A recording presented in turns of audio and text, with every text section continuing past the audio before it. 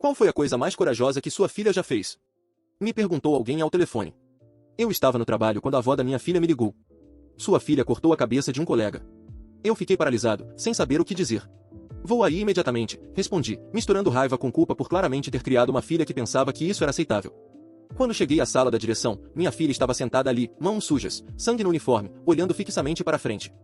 A coordenadora, com o peito praticamente vibrando de raiva, disse. Ela atacou durante o recreio. Várias testemunhas a viram jogando pedras. Isso é agressão. Mostrou-me fotos, havia um corte na testa do colega, sangue no cabelo. Vamos suspender a Dilly imediatamente, continuou, e estamos considerando medidas mais severas. Esse nível de violência é sem precedentes. Olhei para minha filha. Não estava chorando, nem se acalmava. Apenas sentada com a mandíbula cerrada. Conte-me o que aconteceu, pedi. Ela começou a falar, com calma, mas firme. Eu joguei pedras. A diretora, sorrindo de forma estranha, comentou. Pelo menos ela foi honesta sobre sua violência. Ela será suspensa por 3 dias, confirmou. Imediatamente. Naquela noite, Dilly mal tocou na comida. Precisamos conversar sobre isso, tentei. Ela apenas balançou a cabeça. Dilly, você jogou pedras em outro aluno. Poderia ter machucado seriamente. Isso não é como você. Ajude-me a entender. Você não acreditaria na verdade de qualquer jeito, murmurou ela. Sentei-me ao lado dela, e ela abriu o telefone, mostrando mensagens que recebia dos colegas. Você é tão malvada. Vou jogar pedras em você na próxima vez. Conversas de grupo estavam cheias de rumores, mas havia algo estranho.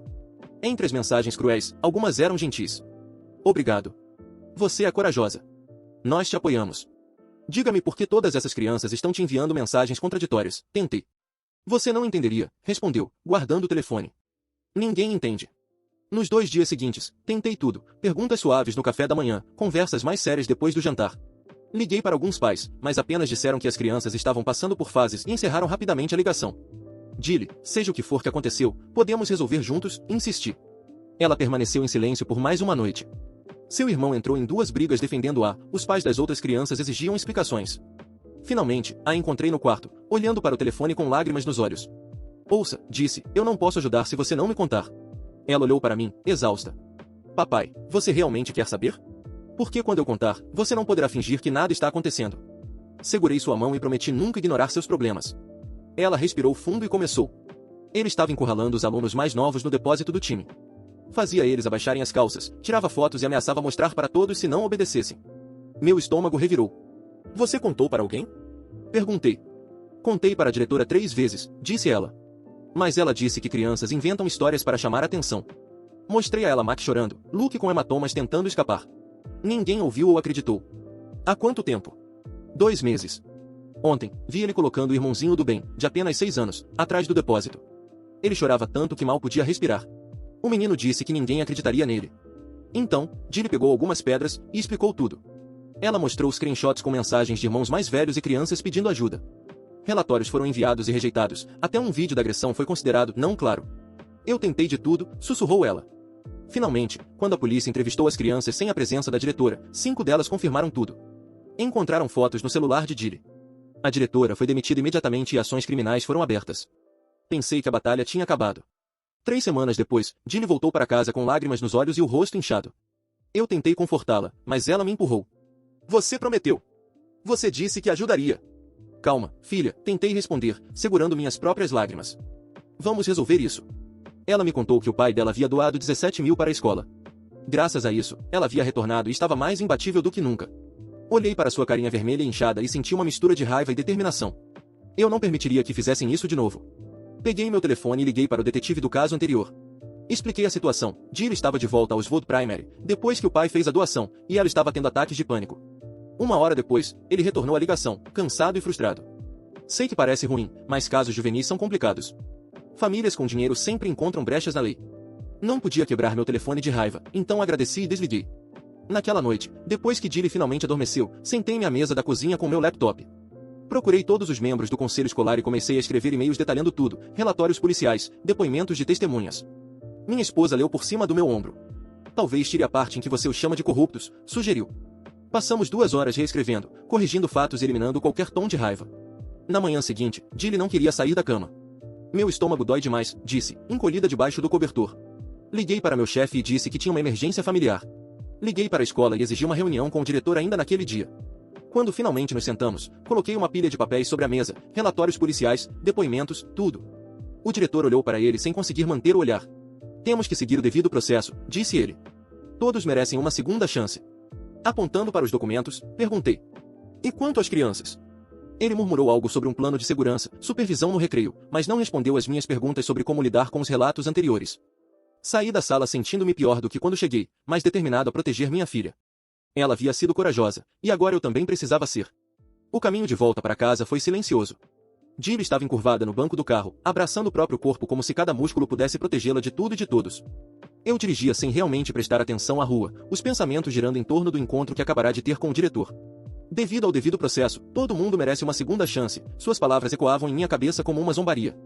Mas e as crianças que ele permitiu que fossem atacadas? E Jill, que passou noite chorando e tremendo, que perdeu a confiança em todos ao redor. Isso não era apenas um erro administrativo. Era negligência, pura e simples. Chegamos em casa, e Jill não se moveu. Levantei-a com cuidado e a levei até seu quarto, ajudando-a a se deitar na cama. O quarto ainda tinha os resquícios de brinquedos que ela não tocava há semanas. As fotos na parede mostravam sorrisos de uma inocência perdida, lembranças de um tempo antes de a escola se tornar um campo de batalha. Sentei-me ao lado dela, segurando sua mão, sentindo o calor da pele fria e a pulsação acelerada de quem tem medo até de respirar. Pai, ela murmurou, olhando para o teto, eles disseram que ninguém acreditaria, que eu inventei tudo. Eu apertei sua mão mais forte, sentindo o peso da raiva e da impotência se acumularem dentro de mim. Não, filha, você não inventou nada. Eu acredito em você. E nós vamos fazer justiça, custe o que custar. Ela fechou os olhos e encostou a cabeça no meu braço. Pela primeira vez, senti que ela acreditava minimamente que não estava sozinha. Mas isso ainda não era o suficiente. Precisávamos agir rápido. A cada dia que ela permanecia na escola, exposta ao mesmo ambiente, possivelmente, a mesma pessoa que a aterrorizava, a situação só piorava. No dia seguinte, acordei antes do sol. Preparei café para mim e para minha esposa e, enquanto ela ainda bocejava, comecei a revisar todos os documentos do caso. Relatórios policiais, vídeos de câmeras, mensagens de telefone das crianças mais novas, prints de conversas, tudo estava compilado em uma pasta enorme. Cada detalhe que poderia comprovar a veracidade da história de Jill, cada prova de negligência da administração escolar, tudo precisava ser revisado minuciosamente. Passei horas revisando cada detalhe, certificando-me de que não havia nada fora de contexto. Cada vídeo, cada imagem, cada mensagem precisava estar impecável. A justiça, eu percebi, não se baseava em emoções ou no que parecia óbvio, ela dependia de provas concretas. E nós não podíamos falhar. Quando terminei a revisão, liguei para o detetive que havia ajudado na primeira denúncia. Ele atendeu, mas seu tom era cansado e cauteloso. Já que estamos falando do caso de Jill, você tem certeza de que quer continuar? Uma segunda denúncia contra a mesma escola é complicada. As famílias com influência têm maneiras de escapar da lei. Eu sei, respondi, tentando manter a voz firme, mas dessa vez não vamos deixar passar. Ela quase perdeu a confiança em si mesma. Não podemos deixar que esse garoto volte a ameaçá-la ou que a administração ignore tudo de novo. Ele suspirou. Ok. Traga todas as provas. Vamos abrir uma investigação interna com a polícia e o conselho escolar. Mas precisa ser a prova de falhas. Passei o dia inteiro reunindo tudo, imprimindo, organizando, catalogando. Jill não saiu do quarto, e eu não a obriguei. Em vez disso, fiquei perto dela, às vezes apenas sentado, lendo um livro ou trabalhando em meus papéis, mas sempre visível. Ela precisava sentir segurança. Na manhã seguinte, fiz a ligação para o conselho escolar. Expliquei a situação, detalhando cada passo, cada erro, cada ato de negligência. A secretária começou a ficar nervosa. Mas, isso envolve várias famílias, não podemos, eu interrompi. Isso não é sobre conveniência. É sobre segurança das crianças. Eu posso provar cada palavra, se necessário. Eles marcaram uma reunião emergencial para aquela tarde. Quando contei a Jill, ela olhou para mim, seus olhos grandes, cheios de medo, mas também de esperança. Pai, você vai fazer eles acreditarem em mim? Eu vou, disse, e pela primeira vez, vi um pequeno sorriso escapar de seus lábios. Chegou a tarde da reunião. Fomos para o conselho escolar, levando cada documento, cada prova, cada imagem e vídeo que mostrava claramente o que estava acontecendo. Jill estava ao meu lado, e eu segurava sua mão com força, como se a própria vida dela dependesse disso, e de fato dependia. O presidente do conselho começou a reunião com formalidades, mas quando entreguei o primeiro arquivo de mensagens, fotos e relatórios, sua expressão mudou. Ele olhou para mim, depois para os documentos, depois para Jill, e finalmente disse: "Isso é sério." E era sério. Vídeos de crianças chorando, capturas de tela com ameaças, relatos detalhados de testemunhas menores, tudo apontava para um padrão sistemático de abuso e negligência.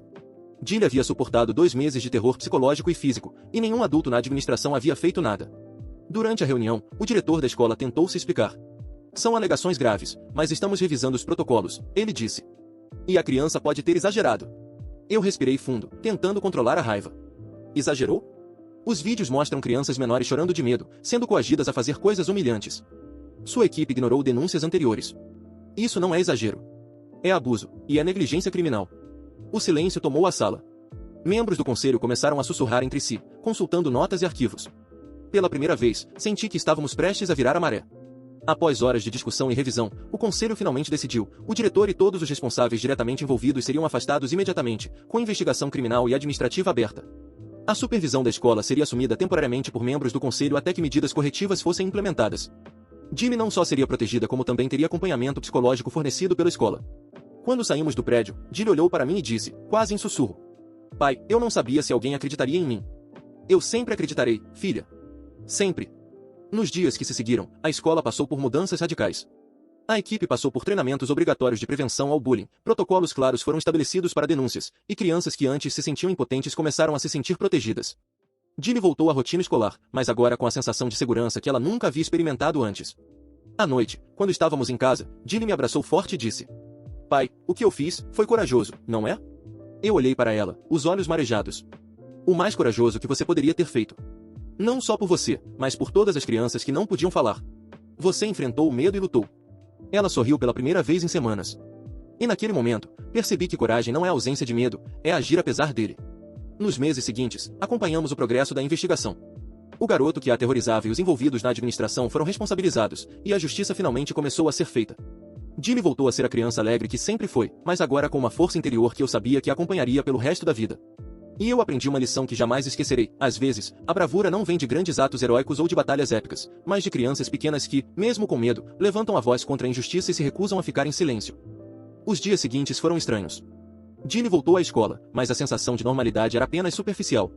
Os corredores pareciam os mesmos, os armários ainda rangiam, mas a aura de medo havia diminuído. Ela caminhava com passos cautelosos, observando cada movimento dos colegas, mas não mais com a paralisia de antes. Aos poucos, pequenas faíscas de confiança começaram a brilhar em seus olhos. Na primeira semana, organizei encontros com o conselho escolar, psicólogos e professores, explicando cada detalhe do que havia acontecido. Jilly me acompanhava, e eu podia ver como sua postura mudava à medida que contava a verdade em sessões de acompanhamento. Não era apenas sobre relatar, era sobre ser ouvida, ser validada. Cada pequeno reconhecimento de sua coragem era uma vitória, uma recuperação de pedaços de autoestima que haviam sido arrancados dela. Na sala de aula, o clima começou a mudar.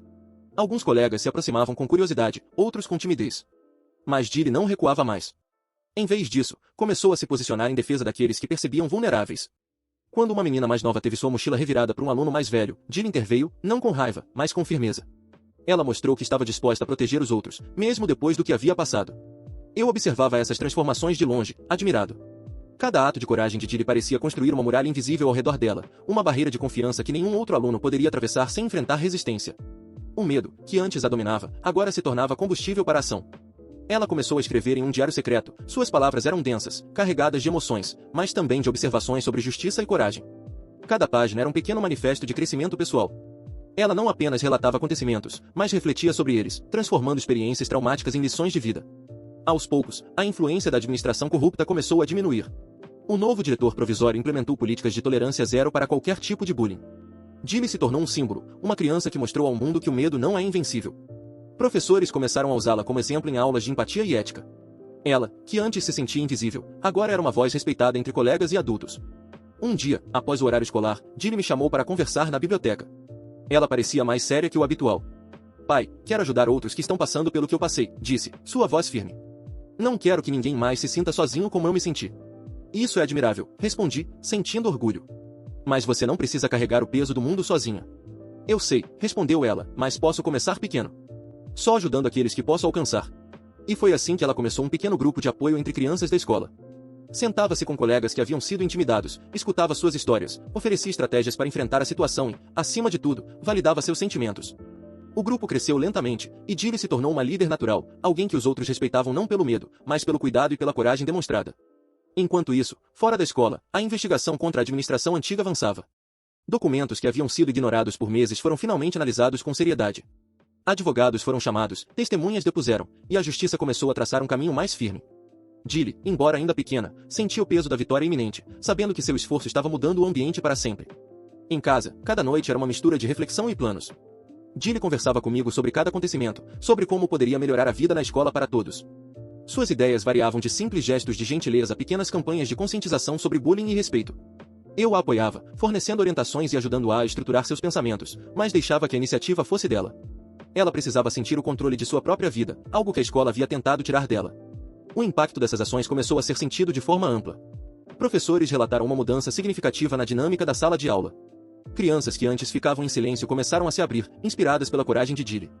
Ela não apenas recuperou a confiança perdida, mas criou um efeito cascata, transformando a cultura escolar.